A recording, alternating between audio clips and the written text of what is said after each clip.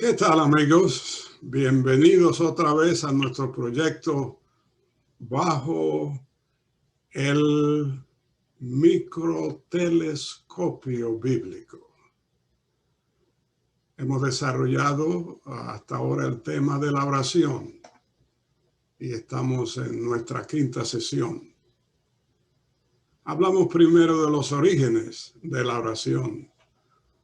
Luego nos enfocamos en Jesús, el modelo por excelencia o excelente modelo. Luego checamos en nuestra preparación. Y la semana pasada tratamos la oración como arma poderosa. Hoy vamos a continuar con nuestra última sesión, chequeando en las Escrituras que en realidad Dios nos ha facilitado la oración. En otras palabras, Dios ha facilitado esta comunicación, esta comunión, este compañerismo, si podemos decirlo así, con Dios. Dios nos las ha facilitado. Y sería bueno entonces comentar un poco del procedimiento del desarrollo de la comunicación con Dios a través de las edades, que los encontramos naturalmente en la Biblia. La comunicación con Dios se ha desarrollado en diferentes formas. Por lo menos podemos considerar 3 o 4 facetas en la cual la comunicación con Dios se ha desarrollado en relación al hombre. Al principio de la creación vemos que Dios hablaba con Adán y con Eva, y más luego habló a Caín. Naturalmente, después de la transgresión del hombre, lo que conocemos la caída, cuando el hombre pecó en contra de Dios, se rompió esta comunicación. Encontramos que Dios se paseaba al aire del día en el huerto del Edén. Pero Adán y Eva pecaron y esta comunión quedó rota, completamente rota. Entonces, a través de los tiempos, Dios se comunicaba con el hombre a través de ángeles o varones, como dice la palabra, y también él mismo hablaba. Vemos en el diluvio que Dios habló con Noé y le dijo lo que iba a pasar. También encontramos más adelante que Dios habla a Abraham y ahora le comunica del pacto que él va a hacer con él. Luego Abraham continúa su camino y Dios habla directamente a Isaac, a Jacob, y luego ya caen en Egipto. Y allí Dios comienza por decirlo así, otra etapa de comunicación y va a hablar ahora a través de sus profetas, el primero de ellos, Moisés. Desde ese momento comenzaron el sistema de profetas, más luego vinieron los jueces y luego los sacerdotes, que era lo que intermediaban, estaban entre Dios y los hombres, el pueblo de Israel. Y luego sigue avanzando la historia y encontramos a Juan el Bautista, un profeta de Dios que tenía la misión de dar el paso al Mesías, al ungido de Dios. Y luego Jesús viene y llama a sus 12 discípulos, y estos entonces están encargados de pasar el mensaje de Dios al mundo. Y así sigue desarrollándose esta comunicación de parte de Dios, y entonces vemos que aparece la expresión escrita, las reglas escritas o sea, la palabra de Dios que conocemos hoy, la Biblia. Y todo esto es Dios comunicándose con el hombre, pero en la nueva dispensación, el Nuevo Testamento, ya el hombre tiene entrada directa. Así que ya no hay más sistema de profetas ni de sacerdotes, porque el hombre puede entrar libremente en la presencia del Señor.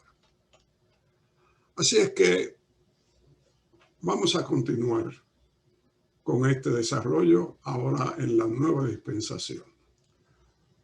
Repasando nuevamente esta comunicación, encontramos que generalmente Dios se comunicaba con el hombre, y usaba a los profetas, los sacerdotes para comunicarse al hombre. Pero generalmente no encontramos mucha comunicación de parte de los hombres hacia Dios. Sin embargo, existía. Encontramos en el libro de Génesis, el capítulo 4, versículo 26, y dice: y a Set también le nació un hijo y llamó su nombre Enos. Entonces los hombres comenzaron a invocar el nombre de Jehová. De manera que, aunque no hay una fórmula, no hay una condición muy común, el hombre siempre tenía esa sed de comunicarse, como dice aquí, de invocar el nombre de Dios. Y así esta familia continuó en su comunión directa o indirectamente con Dios. Así que volvamos a nuestra definición sencilla de la oración, que decimos que cuando oramos, hablamos con Dios. Así es que entendemos ya que después de la caída se interrumpió. Los hombres invocaban el nombre del Señor por la necesidad inherente que tenían. Pero había esta dificultad, por decirlo así, del hombre a llegarse a Dios. ¿Por qué? Encontramos también esto muy claro en la palabra de Dios, que el pecado hace separación entre Dios y el hombre. Y el hombre rompió esta comunicación al pecar. Así que esto es existente, ¿por qué? Porque todos han pecado. De manera que es parte de la personalidad de Dios el rechazo al pecado. La cristiandad, diríamos casi en su totalidad, acepta que Dios es inmutable. Quiere decir que Dios no cambia. Por lo tanto, podemos inferir sabiamente que Dios, los principios de Dios no cambian. Los fundamentos de Dios no cambian. La esencia de Dios no cambia. Por lo tanto, esa es la razón porque la comunión del hombre hacia Dios está interrumpida. Se interrumpe por causa del pecado. Y naturalmente Dios, en su soberanía, permite al hombre comunicarse con él, pero siempre de acuerdo a su soberanía y las provisiones que él hace. Otra vez volvemos al Antiguo Testamento. Él proveyó los sacerdotes para este trabajo. Ahora, ¿cómo Dios resolvía este problema, que era constante? Él entonces arquitectó una solución. Y fue a través de su paternidad. Nosotros entonces ahora podemos gozar de la paternidad divina. Por eso podemos orar: Padre nuestro que estás en los cielos. En el capítulo 1 de Juan encontramos esto. A los suyos vino y los suyos no le recibieron. Mas a todos los que le recibieron, a los que creen en su nombre, le dio potestad de ser hechos hijos de Dios, los cuales no son engendrados de carne, ni de voluntad de varón, ni de sangre, sino de Dios. Así que a través de la paternidad divina, este problema se resuelve, porque Dios viene a ser nuestro Padre. Y como Dios es santo, diríamos que Él engendra personas santas. Por eso hablamos del nuevo nacimiento, porque venimos a tener una nueva criatura en Cristo. De manera que aquí tenemos esta ventaja. Tenemos la paternidad de Dios, ya no hay problema. Podemos orar a Dios en nuestra condición como hijos en cualquier momento. Pero también Dios trabajó en el aspecto legal, por decirlo así, porque ahora tenemos entrada al Padre. ¿Por qué? Porque somos miembros de la familia de Dios. Dice así la palabra de Dios en Efesios, el capítulo 2, versículo 19. Porque por medio de Él, los unos y los otros tenemos entrada por un mismo espíritu al Padre. Así que ya no sois extranjeros ni advenedizos, sino conciudadanos, miembros de la familia de Dios, edificados sobre el fundamento de los apóstoles y los profetas, siendo la principal piedra del ángulo Jesucristo mismo, en quien todo el edificio juntamente va siendo edificado como morada de Dios en el Espíritu. Así que tenemos una legalidad, diríamos aquí, social, familiar, porque ahora tenemos entrada por razón de familia.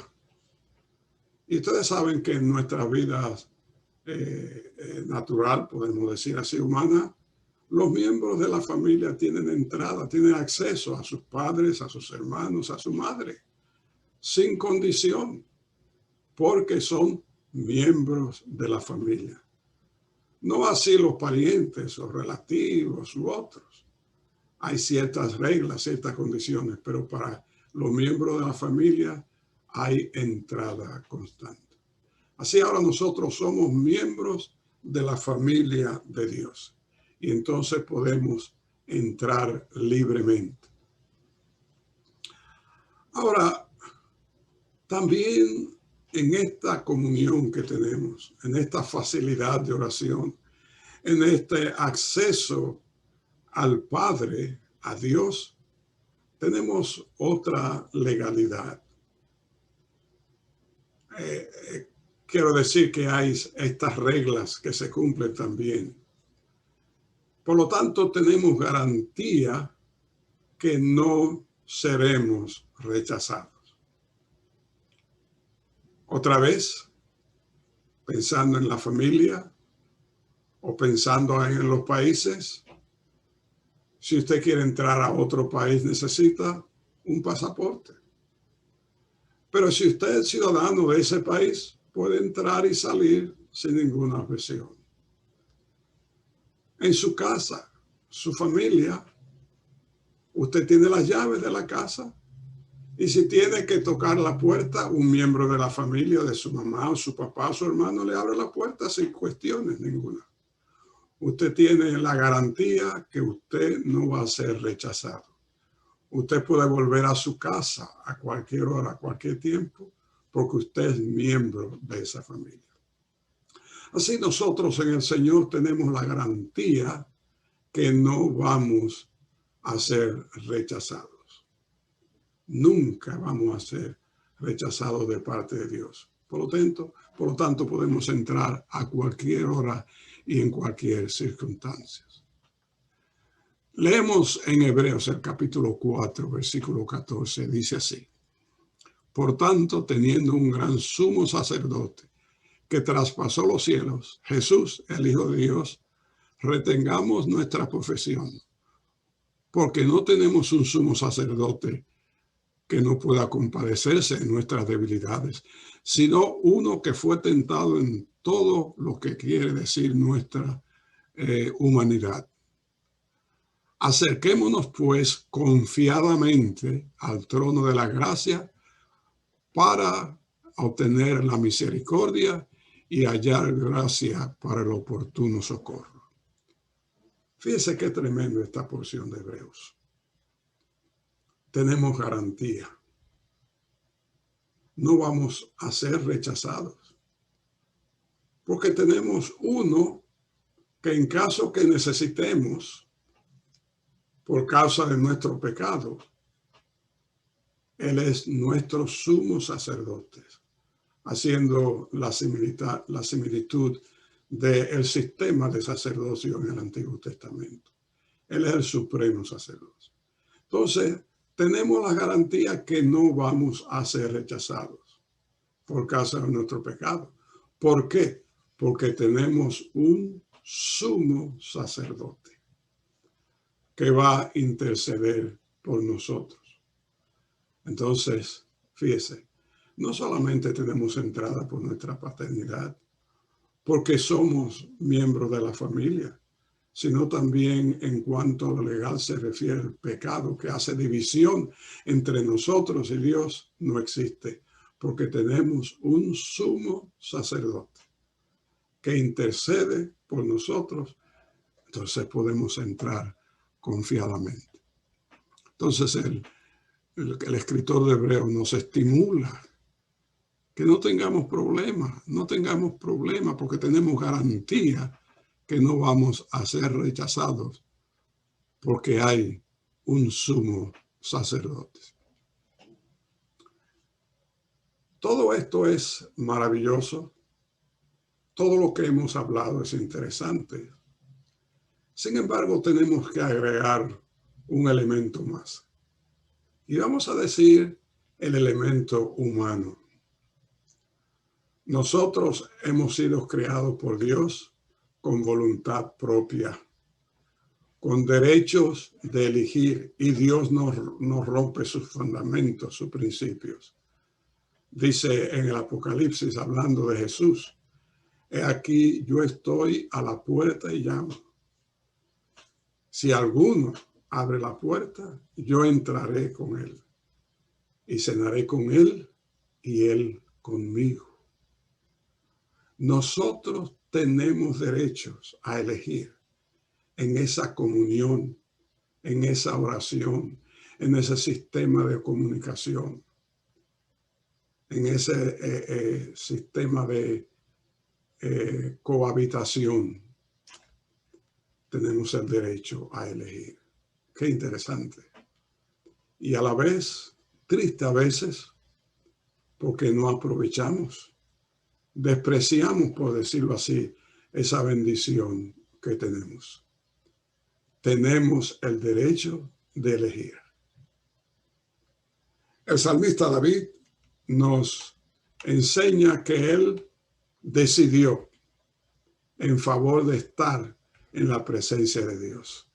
Dice él, porque mejor es un día en tus atrios que 1000 fuera de ellos. Escogería antes estar a la puerta de la casa de mi Dios que habitar en la morada de maldad.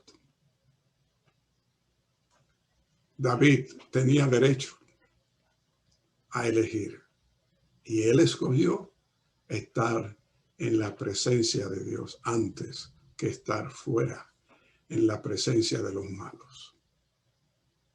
Pero él tuvo que hacer su decisión. Y obviamente el libro de los Salmos completo nos habla claramente, ampliamente de esa tendencia de David a hablar con su Dios, de ese deseo que él tenía de estar en la presencia de Dios. Su alma, dice, mi alma tiene sed del Dios vivo. Él quería que su delicia fuera en Jehová. Cuán delicioso es habitar los hermanos juntos en armonía, porque allí, en la presencia de Jehová, envía a Jehová bendición y vida eterna. Todo esto está provisto para nosotros. Dios nos ha facilitado en todos los sentidos la entrada a su presencia. Él ha arreglado todos los problemas legalmente. Jesús murió por nuestros pecados. Dios nos engendró de Él mismo a través del Espíritu Santo y nos ha hecho ahora miembros de la familia de Dios. Somos miembros de la iglesia de Jesucristo, que es su cuerpo. Pero todavía nosotros tenemos que elegir una vida de oración. Dios no se esfuerza en nosotros. Es si nosotros queremos. Podemos resumir entonces, al final de esta quinta sesión, que la oración es más que una simple comunicación. Es más que una letanía litúrgica. Es más que un formato denominacional. La oración es la esencia de la expresión de fe hacia Dios. Gratitud hacia nuestro Padre Celestial por el regalo de la salvación. Y es también la oración el constante perseguir de una vida de santidad, la cual es el mandato divino. ¿Para quién? Para todos aquellos que profesamos la fe en el Señor Jesucristo.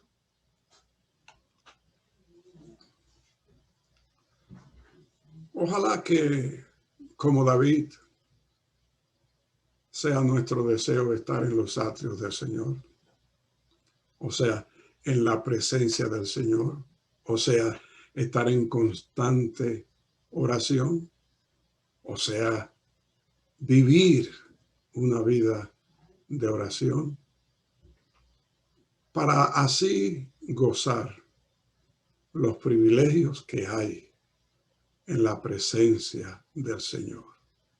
David experimentó esto. Ojalá que nosotros podamos experimentarlo también. Ojalá que pasemos más allá de una simple letanía de oración, de repeticiones, de formatos de nuestra creencia denominacional, sino que sigamos a la esencia de una comunicación diáfana con Dios que nos lleva a estar a sus pies, a su misma presencia. Que esto sea así en la vida de todos nosotros.